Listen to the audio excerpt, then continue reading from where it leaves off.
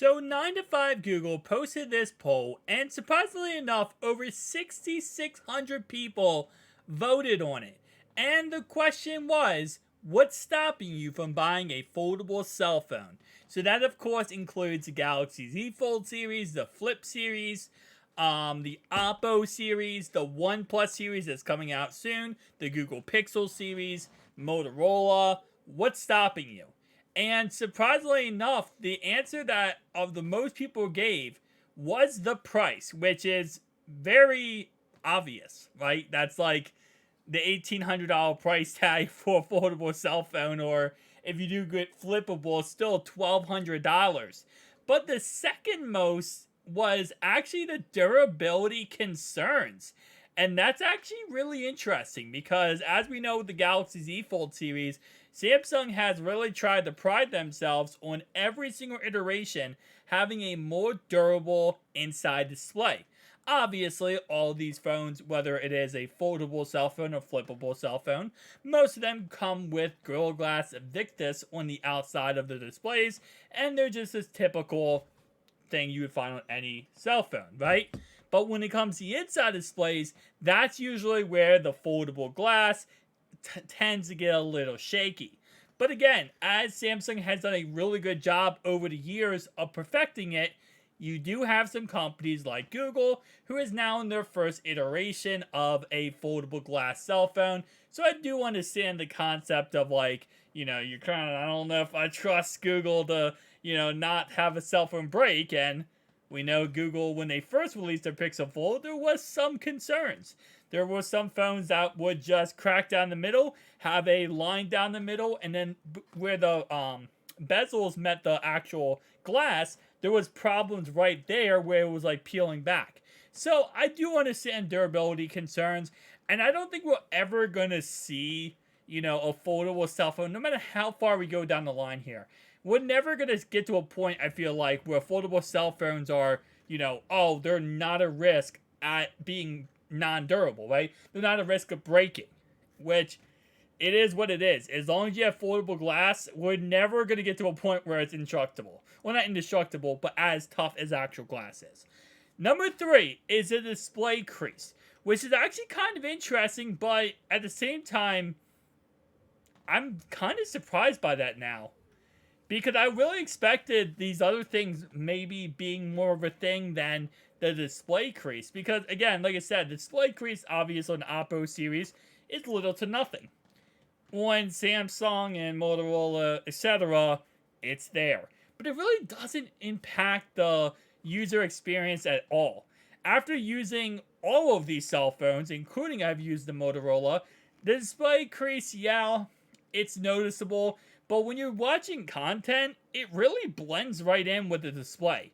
And yes, while you're scrolling, if you click on the exact area where the crease is, sometimes the, calibration will be off. But most times, it's really not a problem.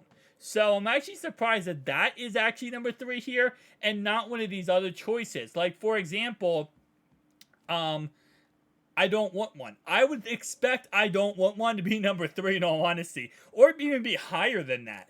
Because obviously some people, they just don't want a foldable phone. And I think the real reason why is because they haven't experienced how amazing foldable phones are. And it really just comes down to, again, if you've never used one, my suggestion is pick up a Surface Duo 1, test it out, see how you like it, and you probably will be hooked into foldable phones like I was. I'll be honest, when I first got into foldable phones, I wasn't really too interested in them either. Because I thought maybe they were a gimmick or, a kind of right now thing that really isn't that cool. I just bought a Z Fold 5, guys, okay? I mean, like, come on now. I just bought my 5th foldable phone from Samsung, 2 from Surface from Microsoft, and I've also bought, 3 Galaxy Z Flips, so definitely hooked on them. Okay, so let's look at these other options, though. Thickness/weight. 2.92% said the thickness/weight is a problem. I'll be honest, I think anyone who's buying a foldable phone, legitly buying one, like actually they're enthusiasts, thickness outweigh is never going to be a problem. Because at the end of the day, you're getting a bigger display, you're getting more stuff in there, you don't care about that. No one has the right size. That's an interesting question to put on there. And 129 people said that. That's kind of interesting because I feel like I don't know what the right size is for you then. Because Google has the more Surface Duo outside display, right? And then the inside display is, of course, like what, 7.6 inches.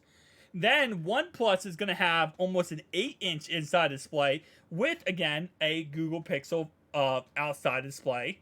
Samsung has a long, narrow one, so if you want a long, narrow display, you got that, with a 7.6-inch inside display. So, and then again, there's, well, for foldable cell phones, the ones that are actually obtainable, yeah, that's pretty much it. For the flippable market, you have a lot that options.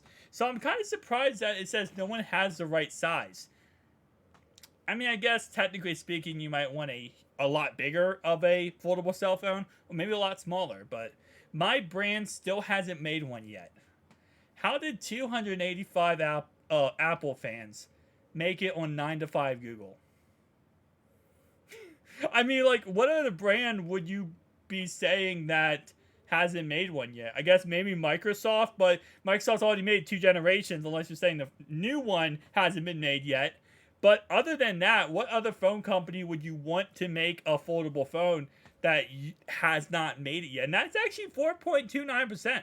I'm actually really interested to find out which foldable phone.